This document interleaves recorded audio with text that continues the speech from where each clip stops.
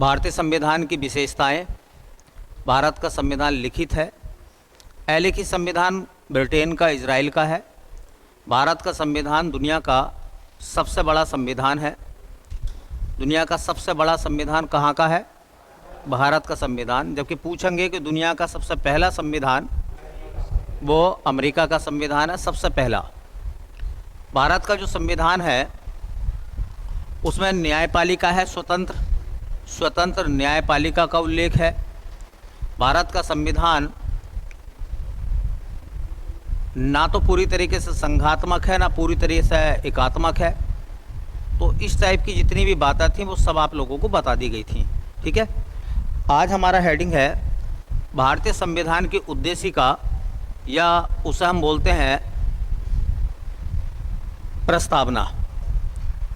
एक अच्छा हेडिंग है और यहाँ से सवाल जो है वो एग्ज़ाम में मालूम करे जाते हैं। संविधान की उद्देशिका,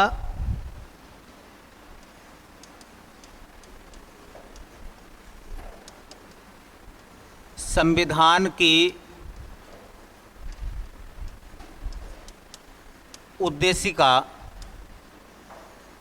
इसी उद्देशिका को हम लोग बोलते हैं प्रस्तावना, और इसी को अंग्रेजी में बोला गया है प्रियम्बल।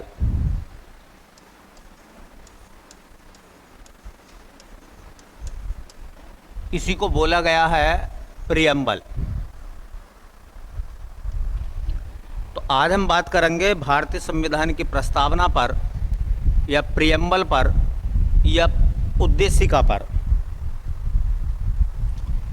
कुछ सवाल कॉमन बनते हैं और एग्जामिनर उनको मालूम करता है। जैसे भारतीय संविधान में उद्देशिका का विचार कहाँ से आया है?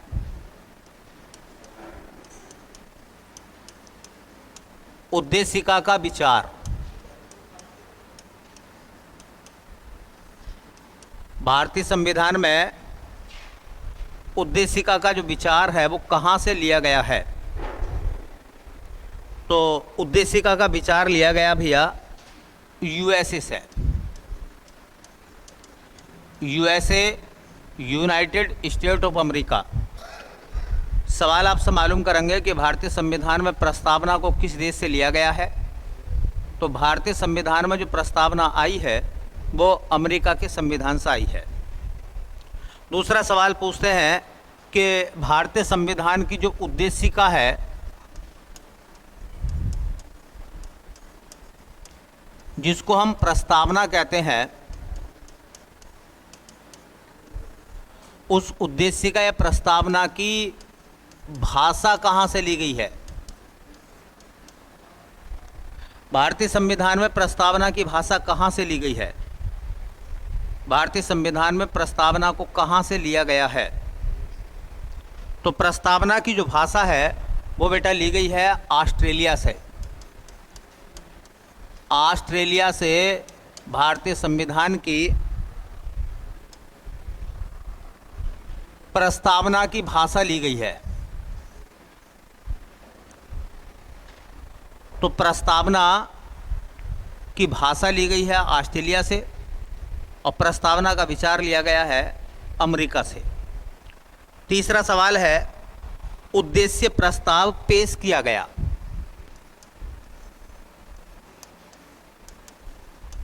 उद्देश्य प्रस्ताव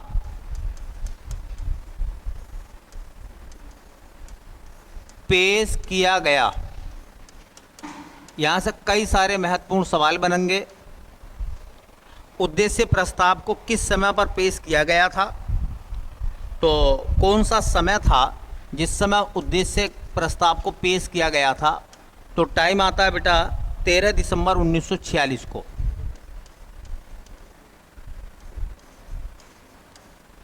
13 दिसंबर 1946 को। आपको पता है संविधान सभा की पहली बैठक हुई थी 9 दिसंबर 1946 को। दूसरी बैठक हुई थी 2 दिन बाद 11 दिसंबर 1946 को, और संविधान की तीसरी बैठक हुई थी 13 दिसंबर 1946 को। तो 13 दिसंबर 1946 को संविधान सभा की जो तीसरी बैठक हुई, उस बैठक में जवाहरलाल नेहरू द्वारा उद्देश्य प्रस्ताव पेश किया गया था। तो एक तो सवाल ये याद रखना कि उद्देश्य जो प्रस्ताव था, भारतीय संविधान का जो उद्देश्य प्रस्ताव था, उस उद्देश्य प्रस्ताव को कब पेश किया गया है? तो 13 दिसंबर 1946 को। उद्देश्य प्रस्ताव को किसने पेश करा है? तो किसके द्वारा पेश किया गया? तो उद्देश्य प्रस्ताव को पेश किया गया था, किसने पेश किया है? किसने पेश किया है? तो पेश किया है जवाहरलाल नेहरू। ये खूब आता सवाल, ये सवाल खूब आता है कि संविधान सभा के सामने उद्देश्य प्रस्ताव को किसने पेश करा है? संविधान सभा के सामने उद्देश्य प्रस्ताव किसने रखा है? तो उद्देश्य प्रस्ताव रखा गया था जवाहरलाल नेहरू द्वारा। तीसरा सवाल ये है कि भारतीय संविधान की जो प्रस्तावना का विचार है, जिसे हम उद्देश्य का बोल रहे हैं, उद्देश्य का को जवाहरलाल नेहरू ने संविधान सभा की किस बैठक में रखा था? तो 13 दिसंबर 1946 को संविधान सभा की कौन सी बैठक थी? तो संविधान सभा की तीसरी बैठक में। संविधान सभा की तीसरी बैठक में। अब यहां से देखो 3 इंपॉर्टेंट सवाल बन गए। उद्देश्य प्रस्ताव किसने पेश करा था? जवाहरलाल नेहरू ने। कब करा था? 13 दिसंबर 1946 को। और वो संविधान सभा की कौन सी बैठक थी?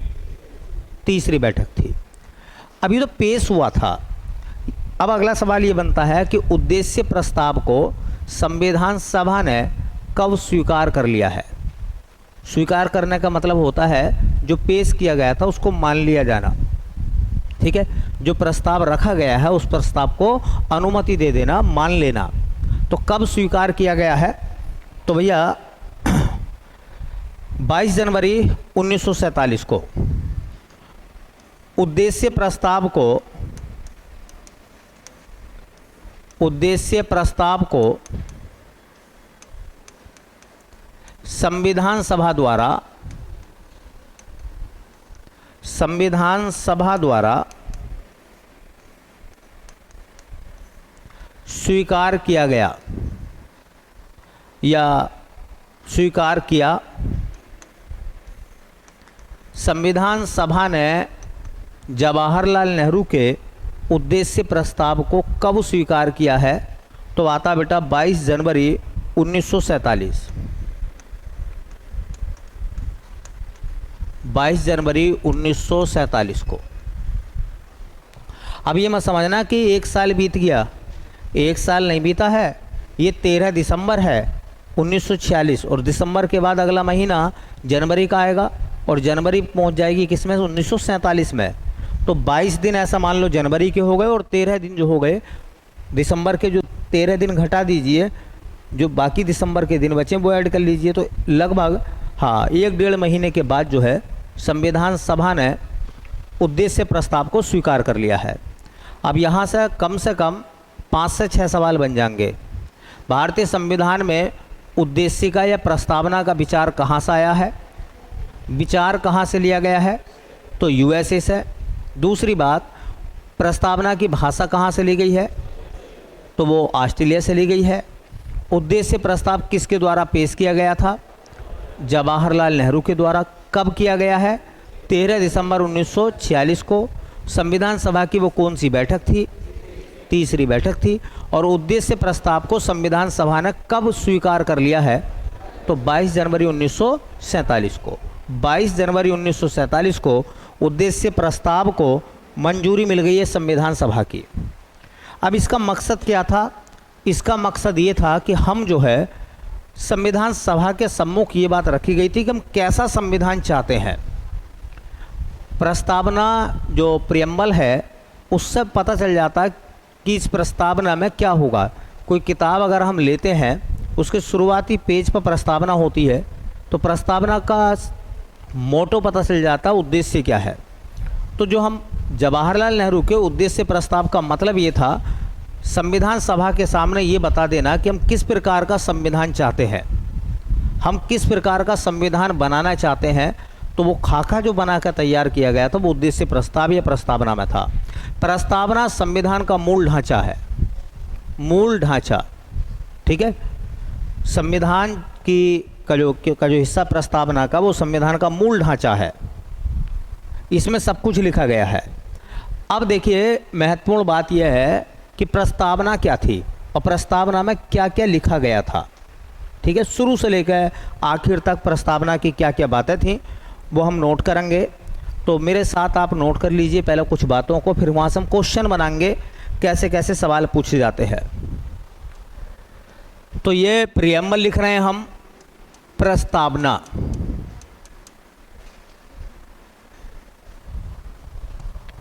देखिए प्रस्तावना में कहा गया है, हम भारत के लोग, हम भारत के लोग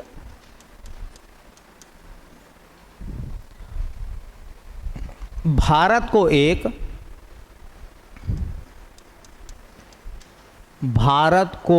एक संपूर्ण प्रभुत्व संपन्न, संपूर्ण प्रभुत्व संपन्न, कोमा समाजवादी पंथ निरपेक्ष, समाजवादी पंथ निरपेक्ष,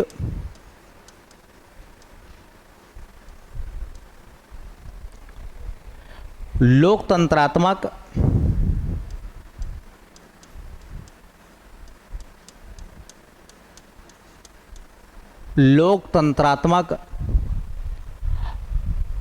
गणराज्य बनाने के लिए, गणराज्य बनाने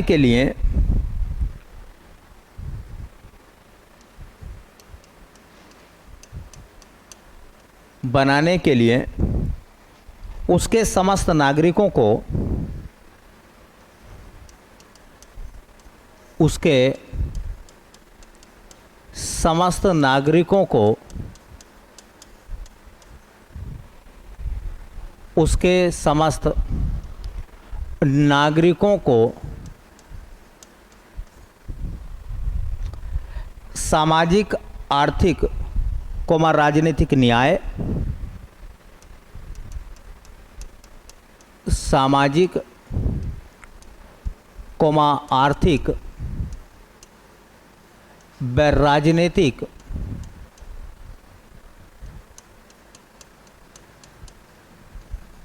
न्याय,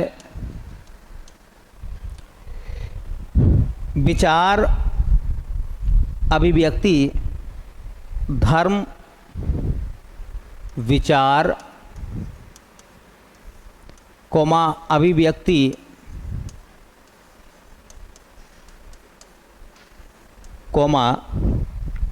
विश्वास,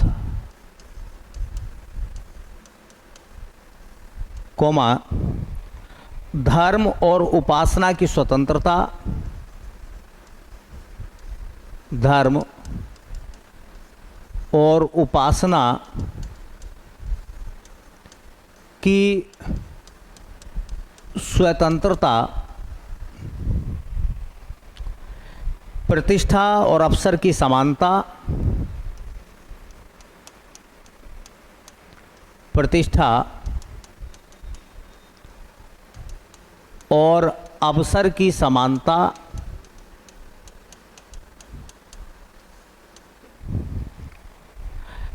प्राप्त करने के लिए अवसर की समानता,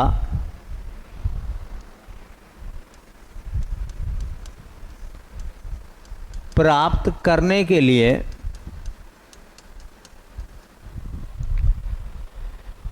तथा उन सब में, तथा उन सब में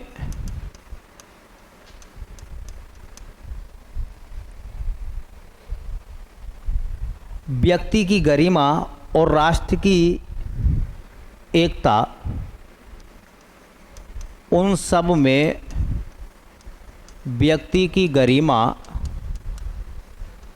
और राष्ट्र की एकता और अखंडता और राष्ट्र की एकता व अखंडता सुनिश्चित करने वाली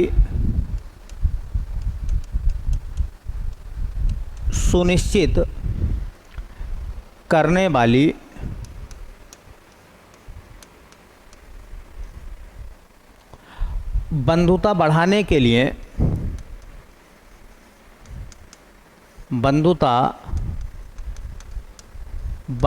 के लिए दृढ़ संकल्प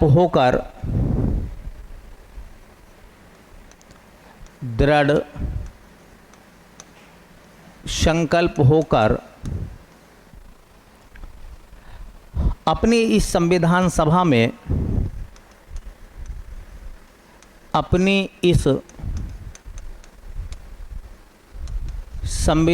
सभा में आज दिनांक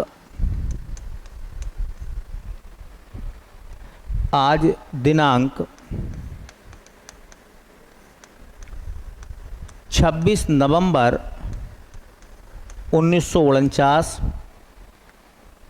ईस्वी या मिति मार्गशीर्ष शुक्ल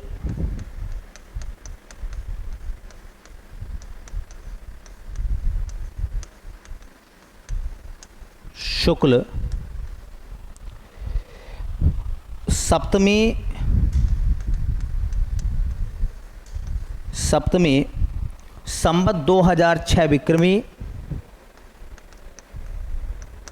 संवत 2006 विक्रमी को एतद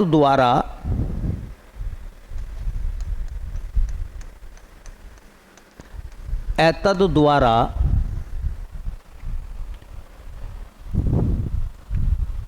इस संविधान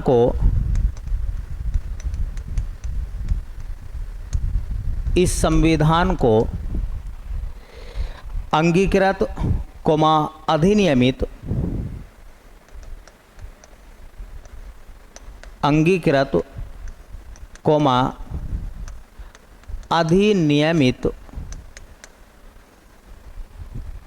और आत्म अर्पित करते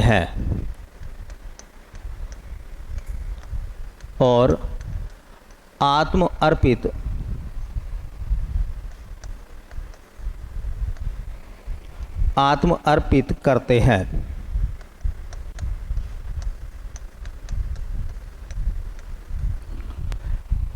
अब ये क्या है, देखो थोड़ा सा, ये प्रियम्बल का एक फॉर्मेट है, एक नमूना है जो आपके सामने लिखा गया है।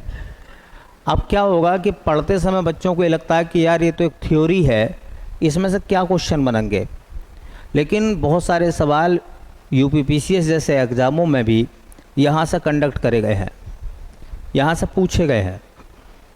पीसीएस लेवल के एग्ज़ामों में भी यहाँ से बड़े शानदार सवाल पूछे गए हैं, और ऐसे सवाल हैं जो पेपर के लिए बहुत ज़्यादा इम्पोर्टेंट है, और जब आते हैं तो बड़े अच्छे अच्छे व्यक्ति जो हैं वो इसमें फेल हो जाते हैं। ठीक है, जब संविधान का सवाल थोड़ा सा भी घूमता है तो फिर उसमें बच्चा फंस जाता। अब देखो, एक क्वेश्चन पूछा गया है कि संविधान की प्रस्तावना में हम भारत के लोग, संविधान की प्रस्तावना में हम भारत के लोग एक शब्द लिया गया है। संविधान की प्रस्तावना की शुरुआत होती है हम भारत के लोग से। ये जो सवाल है हम भारत के लोग, संविधान की प्रस्तावना की पहली पंक्ति ये कहाँ से ली गई है? संविधान की प्रस्तावना में लिखा हुआ है हम भारत के लोग, ये कहाँ से आया है? तो ये आया है बेटा यूएनओ के चार्टर से, यूएनओ के चार्टर से। यूएनओ का चार्टर यूनाइटेड नेशन ऑर्गेनाइजेशन जब बना था, यूएनओ बना था संयुक्त राष्ट्र संघ। कब बना था संयुक्त राष्ट्र संघ? 24 अक्टूबर 1945 को। 24 अक्टूबर 1945 को संयुक्त राष्ट्र संघ बना था। और जब संयुक्त राष्ट्र संघ बना था तो उसका चार्टर बनाया गया था। उस चार्टर में लिखा हुआ था कि हम संयुक्त राष्ट्र संघ के देश, ठीक है।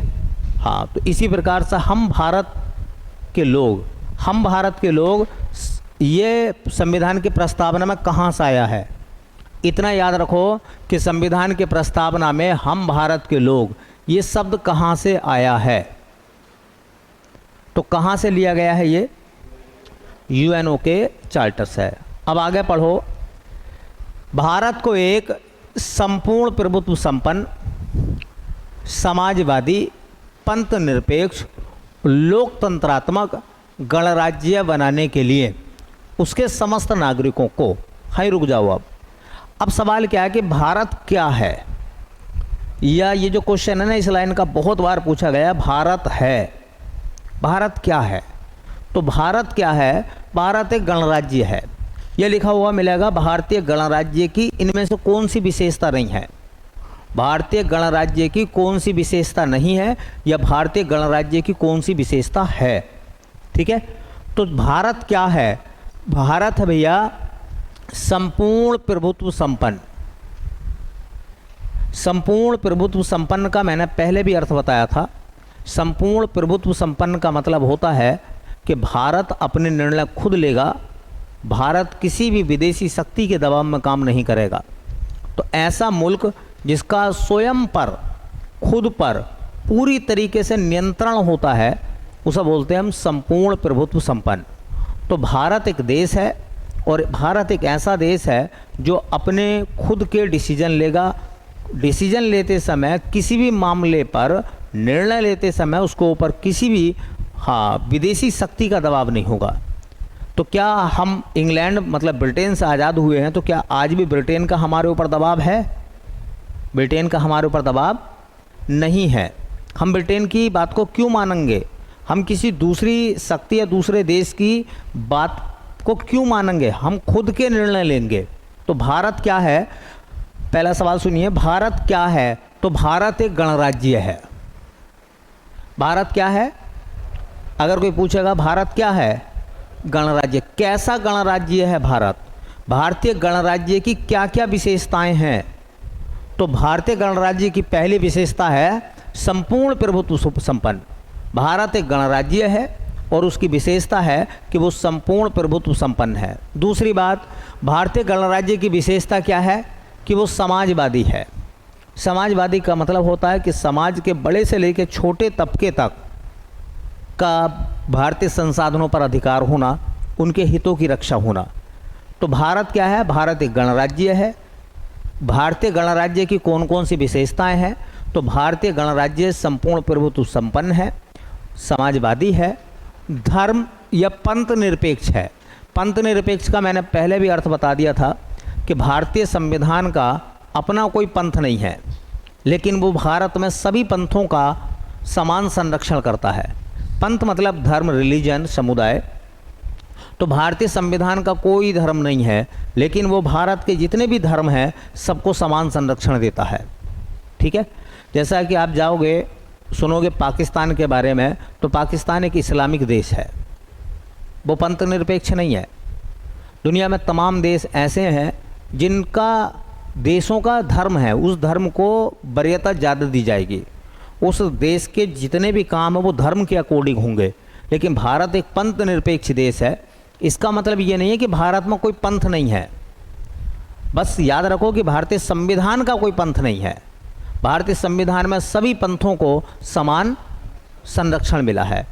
तो भारत क्या है? भारत एक गणराज्य है। कैसा गणराज्य है? संपूर्ण प्रभुत्व संपन्न है।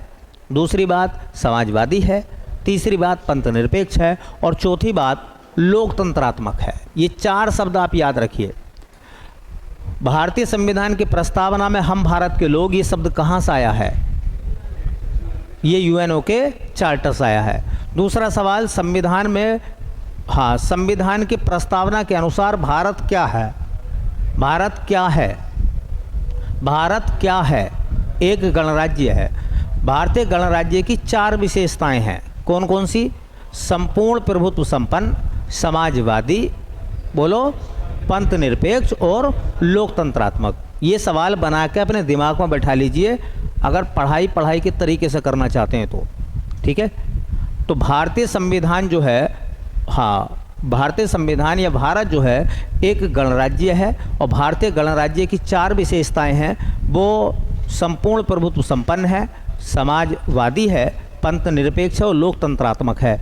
एक बार पीसीएस के पेपर में इनका क्रम लगाना आया था जी। तो सबसे पहले क्या है? संपूर्ण प्रभुत्व संपन्न, फिर क्या है? समाजवादी, फिर क्या है? पंथ निरपेक्ष, उसके बाद में क्या है? लोकतंत्रात्मक। ठीक है।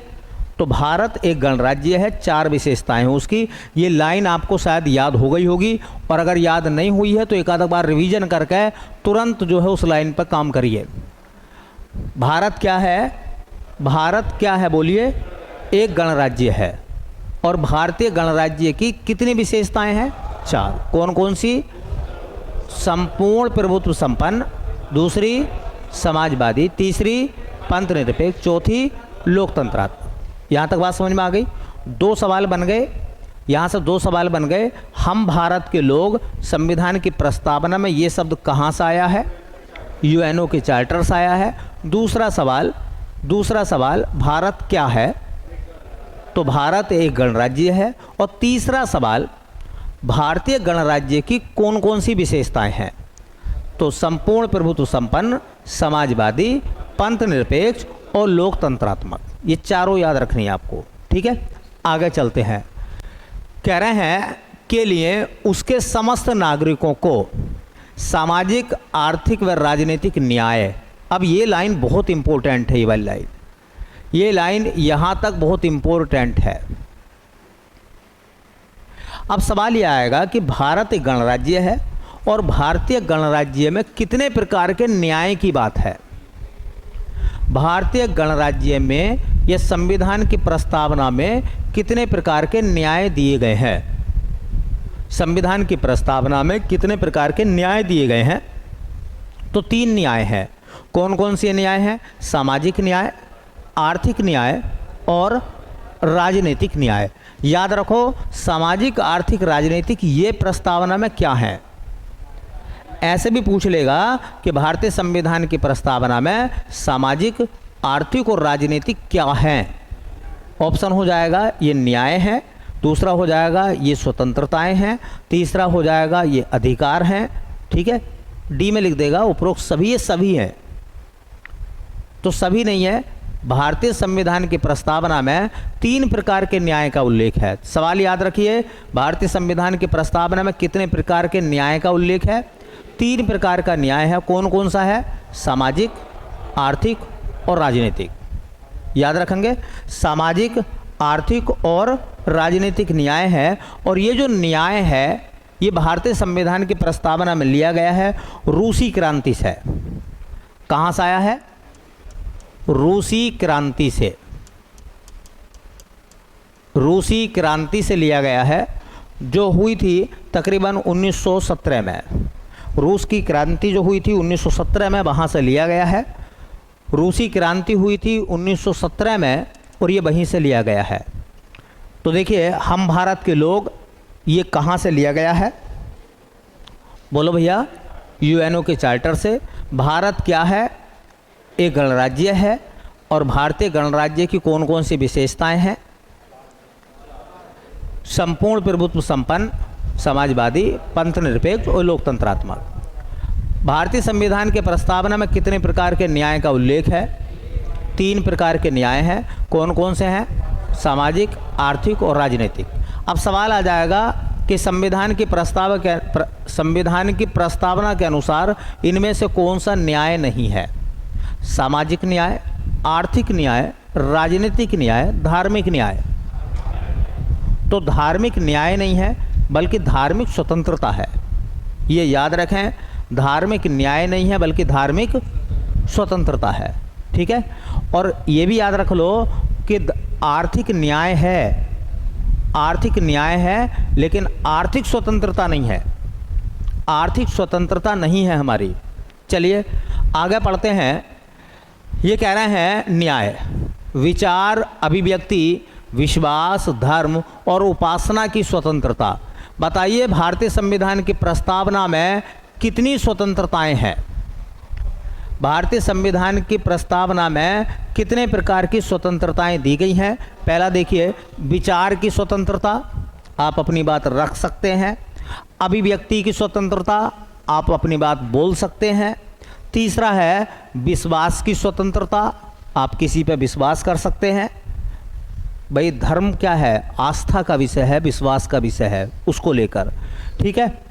और धर्म की स्वतंत्रता है और उपासना की स्वतंत्रता है। आर्थिक स्वतंत्रता नहीं है इसमें कहीं भी, आर्थिक न्याय है। तो भारतीय संविधान में, भारतीय संविधान की प्रस्तावना में 5 प्रकार की क्या है? स्वतंत्रता है। भारतीय संविधान की प्रस्तावना के अनुसार, है ना, कितने प्रकार की स्वतंत्रता का उल्लेख है? तो 5। एक स्वतंत्रता है विचार की स्वतंत्रता, अभिव्यक्ति की स्वतंत्रता, विश्वास की स्वतंत्रता, धर्म की स्वतंत्रता और उपासना। तो जानते हैं पूजा करना, उपासना का मतलब होता है पूजा करने का तरीका, पूजा करने की स्वतंत्रता, उपासना की स्वतंत्रता। तो भारतीय संविधान की प्रस्तावना में कितने प्रकार की स्वतंत्रता का उल्लेख है? 5 प्रकार की स्वतंत्रता का उल्लेख है। विचार की स्वतंत्रता, अभिव्यक्ति की स्वतंत्रता, विश्वास की स्वतंत्रता और धर्म की स्वतंत्रता तथा उपासना की स्वतंत्रता। कितने प्रकार के न्याय हैं? 3 प्रकार के, सामाजिक न्याय, आर्थिक न्याय, राजनीतिक न्याय। और भारतीय संविधान के अनुसार भारत गणराज्य है और भारतीय गणराज्य की 4 विशेषताएं हैं। कौन कौन सी हैं? संपूर्ण प्रभुत्व संपन्न, समाजवादी, पंथ निरपेक्ष और लोकतंत्रात्मक। ठीक है। चलिए आगे देखेंगे। उसके बाद में कह रहे हैं तो न्याय 3, स्वतंत्रता 5। आगे चलते हैं। प्रतिष्ठा, प्रतिष्ठा कहते हैं सम्मान, प्रतिष्ठा किसे कहते हैं? सम्मान। और अवसर की समानता। देखिए भारतीय संविधान की प्रस्तावना में कितने प्रकार की समानता है? 2 प्रकार की। कौन कौन सी? प्रतिष्ठा की समानता और अवसर की समानता। अवसर होते हैं मौके, सरकारी क्षेत्र में जो वैकेंसी निकलती है वो सबके लिए बराबर ही होती है। तो अवसर की समानता और प्रतिष्ठा की समानता। तो भारतीय संविधान के प्रस्तावना में कितने प्रकार की समानता है? 2 प्रकार की। कौन कौन सी? प्रतिष्ठा की समानता और दूसरा अवसर की समानता। कितनी प्रकार की स्वतंत्रता है? 5 प्रकार की। कौन कौन सी? अब विचार की स्वतंत्रता, अभिव्यक्ति की स्वतंत्रता, विश्वास की स्वतंत्रता, धर्म की स्वतंत्रता और उपासना की स्वतंत्रता। भारतीय संविधान में कितने प्रकार के न्याय हैं? प्रस्तावना में 3 प्रकार के न्याय हैं, सामाजिक न्याय, आर्थिक न्याय और राजनीतिक न्याय। चलिए, प्राप्त करने के लिए उन सब में व्यक्ति की गरिमा और राष्ट्र की एकता व अखंडता सुनिश्चित करने वाली बंधुता। भारतीय संविधान में कितने प्रकार के भाईचारे का उल्लेख है? भाईचारा, बंधुता कहते हैं भाईचारा। कितने प्रकार का भाईचारा? देखिए, व्यक्ति की गरिमा, ठीक है, राष्ट्र की एकता और अखंडता। तो बंधुता का मतलब व्यक्ति की गरिमा, दूसरा राष्ट्र की एकता और अखंडता। 3 प्रकार की बंधुता हो गई, व्यक्ति की गरिमा, राष्ट्र की एकता और अखंडता सुनिश्चित करने वाली बंधुता बढ़ाने के लिए दृढ़ संकल्प होकर अपनी संविधान सभा में आज दिनांक 26 नवंबर 1949, ये वो समय था जब संविधान सभा ने संविधान को स्वीकार करा था। भारतीय संविधान को कब अंगीकार किया गया है? 26 नवंबर 1949 को। चूँकि 26 नवंबर 1949 जो है वो ये तो है अंग्रेजी कैलेंडर के अनुसार, वैसे विक्रमी संवत के हिसाब से जो टाइम चल लिया था विक्रमी संवत के हिसाब से मिति मार्ग शीर्ष शुक्ल सप्तमी संवत 2006। कौन सी विक्रमी थी इसको याद रखें, 2006। कौन सी विक्रमी चल रही थी, 2006। 2006 विक्रमी, ये याद रखें। कभी कभी सवाल ना विक्रम संवत पा जाता कि भारतीय संविधान को कब स्वीकार करा गया है, तो कब स्वीकार करा गया, अंग्रेजी में तो 26 नवंबर 1949 को, और हिंदी कैलेंडर के अनुसार 2006। जिस समय भारतीय संविधान को स्वीकार किया गया था उस समय कौन सी विक्रमी संवत चल रही थी, 2006 चल रही थी, विक्रमी संवत। ठीक है, विक्रमी संवत। तो ये जो शब्द है ना 26 नवंबर 1949 को संविधान को स्वीकार किया गया है। इसी दिन हम मनाते हैं विधि दिवस, विधि दिवस। और इसी को कुछ लोग बोलते हैं विधि दिवस या संविधान दिवस। संविधान दिवस, संविधान दिवस कब मनाया जाता भैया, 26 नवंबर 1949 को। संविधान दिवस कब मनाते हैं हम, 26 नवंबर 1949 को। देखो क्या लिखा गया है, को एतद द्वारा इस संविधान को क्या कर रहे हैं हम, तो भारतीय संविधान को कब अंगीकृत किया गया है। अंगीकृत करने का मतलब होता है स्वीकार कर लेना। कब अधिनियमित किया गया है, संविधान सभा के मेंबर्स ने कब हस्ताक्षर करे हैं, 26 नवंबर, और आत्मर्पित, अपनी आत्मा को अर्पित कर दिया है कब, 26 नवंबर 1949 को। ठीक है, तो ये सब क्वेश्चन जो मैंने बोले हैं, जितने प्रकार से मैंने सवाल बोले हैं, जब प्रियम्बल आप पढ़ोगे तो उतने ही प्रकार के आप सवाल बनाना, उतने ही तरीके सवाल बनाना जितने तरीके मैंने बोल बोल कर आपको बताए हैं। क्योंकि अगर हर सवाल को बनाना शुरू कर दोगे, लिखना शुरू कर दोगे, तो फिर आप बेसिक चीज़ों को भूल जाओगे। तो अब इसमें सवाल तो आपको नहीं लिखने हैं, लेकिन जब भी पढ़ोगे तो आपको पता करना पड़ेगा कि भारतीय संविधान की प्रस्तावना में हम भारत के लोग, ये शब्द कहाँ से आया है, यूएनओ के चार्टर से। भारत क्या है, भारत एक गणराज्य है, और भारतीय गणराज्य की कितनी विशेषताएं हैं, 4। संपूर्ण प्रभुत्व संपन्न, बोलो, समाजवादी, पंथ निरपेक्ष और लोकतंत्रात्मक। संविधान की प्रस्तावना में कितने प्रकार के न्याय हैं, 3। कौन कौन से, सामाजिक, आर्थिक और राजनीतिक। भारतीय संविधान की प्रस्तावना में कितने प्रकार की स्वतंत्रता है, 5। विचार की, अभिव्यक्ति की, विश्वास की, धर्म की और उपासना की। कितने प्रकार की समानता है, प्रतिष्ठा की और अवसर की समानता है, और राष्ट्र की एकता, अखंडता जैसी बंधुताएं हैं। ठीक है, बढ़ाने के लिए भारतीय संविधान को कब स्वीकार करा गया है, तो 26 नवंबर 1949 या संवत 2006 विक्रमी, संवत 2006 विक्रमी को भारतीय संविधान को संविधान सभा के लोगों ने हस्ताक्षर करके अंगीकार कर लिया है, अधिनियमित कर दिया है, आत्मर्पित कर दिया है, स्वीकार कर लिया है। हालांकि इसी संविधान को लागू किया गया था कब,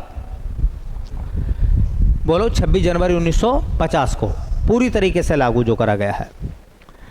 अब सवाल इसमें कुछ चीज़ों को लेकर है, जैसा कि भारतीय संविधान की जो प्रियम्बल थी शुरू वाली, उस प्रियम्बल में समाजवादी शब्द नहीं था, उस प्रियम्बल में पंथ निरपेक्ष शब्द नहीं था, उस प्रियम्बल में एकता शब्द तो था लेकिन अखंडता शब्द नहीं था।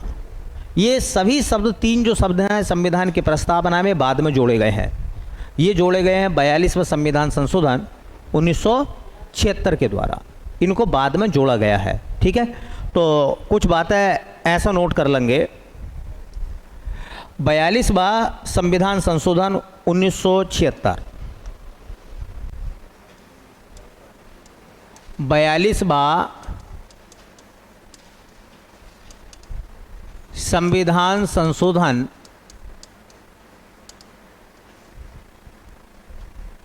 1976, 42वां संविधान संशोधन 1976। अब देखिए, यहाँ से कुछ बेसिक बातें मैं आपको बताऊंगा, उनको थोड़ा सा याद रखना।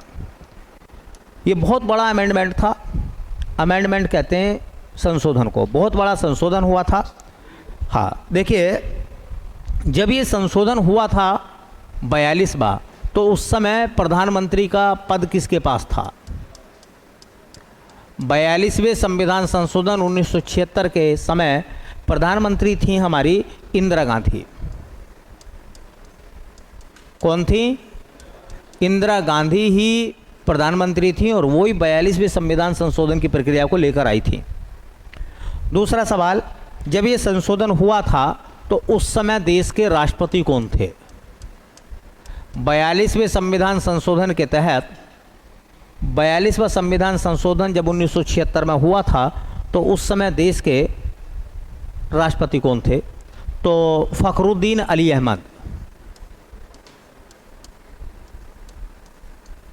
फखरुद्दीन अली अहमद। फखरुद्दीन अली अहमद ये हमारे राष्ट्रपति हुआ करते थे।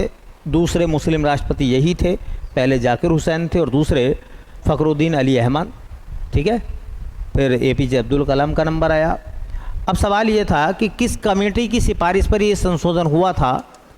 तो किस समिति की सिफारिश पर 42वां संविधान संशोधन किया गया था? तो कमेटी वही है सरदार स्वर्ण सिंह समिति। सरदार स्वर्ण सिंह समिति। तो सरदार स्वर्ण सिंह समिति की सिफारिश पर यह संशोधन हुआ था। देखिए, इस संशोधन को हम क्या कहते हैं, इसे क्या उपनाम दिया गया है? तो इसे कहते हैं लघु संविधान। लघु संविधान अंग्रेजी में कहते हैं इसको मिनी कॉन्स्टिट्यूशन। तो किस संविधान संशोधन को मिनी संविधान या लघु संविधान कहा जाता है? किस संविधान संशोधन को मिनी संविधान या लघु संविधान बोला गया है? तो नाम क्या आएगा भैया? 42वां संविधान संशोधन। इसको हम मिनी संविधान या लघु संविधान या मिनी कॉन्स्टिट्यूशन कहते हैं। इसमें क्या हुआ था, देखिए, इस संशोधन के द्वारा प्रस्तावना में एक बार संशोधन किया गया। इसके द्वारा प्रस्तावना में एक बार संशोधन किया गया। संशोधन किया गया है।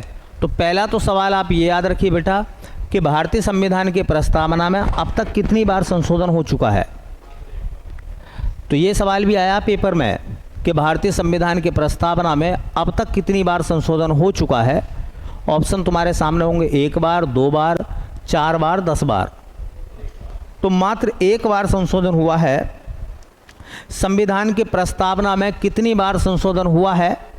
तो प्रस्तावना में 1 बार संशोधन हुआ है। कितनी बार हुआ है और वो भी कब हुआ है? 1976 में। और कौन सा नंबर था वो? 42वां संविधान संशोधन का नंबर था वो, 42वां संविधान संशोधन था वो। अब सवाल ये है कि जब प्रस्तावना में 1 बार संशोधन हुआ तो देखिए, इसके द्वारा प्रस्तावना में 1 बार संशोधन किया गया है, जिसमें या जिसके द्वारा संविधान की प्रस्तावना में, जिसके द्वारा संविधान की प्रस्तावना में 3 शब्द जोड़े गए। 3 शब्द कौन कौन से 3 शब्द हैं भैया? वो एक तो है समाजवादी, ये शब्द पहले नहीं था। एक शब्द है पंथ निरपेक्ष, ये भी शब्द नहीं था। कौमा अखंडता, भारत के खंड नहीं हो सकते, भारत के टुकड़े नहीं हो सकते। तो इसके द्वारा प्रस्तावना में 1 बार संशोधन किया गया है, जिसके द्वारा संविधान के प्रस्तावना में 3 शब्द जोड़े गए हैं। और SSC से लेकर तमाम एग्जामों में ये सवाल पूछा गया है कि भारतीय संविधान के प्रस्तावना में कौन कौन से शब्द जोड़े गए हैं। समाजवादी, पंथ निरपेक्ष और अखंडता। ठीक है, तो संविधान की प्रस्तावना में 3 शब्द जोड़े गए। अच्छा, जोड़े गए थे 1976 में। इनको कब से लागू कर दिया गया है? ये लागू किए गए हैं अगले साल 1977 से। ठीक है, तो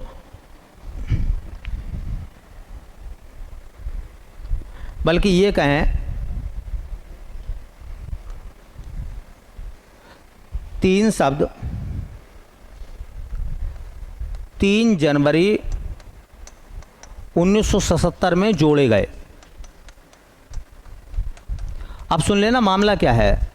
पहले संसद ने उनको मान्यता दी, तो 42वें संविधान संशोधन के तहत उसको क्या करा गया है, संसद में पास कराया गया है 1976 में, और फिर 77 में वो संविधान में नोट कर दिए गए हैं, लिख दिए गए हैं, या लागू कर दिए गए हैं, कुछ भी आप कह सकते हैं। देखिए, मैं आपको एक शब्द बताऊं। भारतीय संविधान में एक शब्द आता था प्रस्तावना में, एकता, और आपने देखा है एकता शब्द पहले से है, लेकिन एकता शब्द को बढ़ा दिया गया। इस संशोधन के द्वारा एक और काम हुआ, एकता शब्द के स्थान पर एकता शब्द के स्थान पर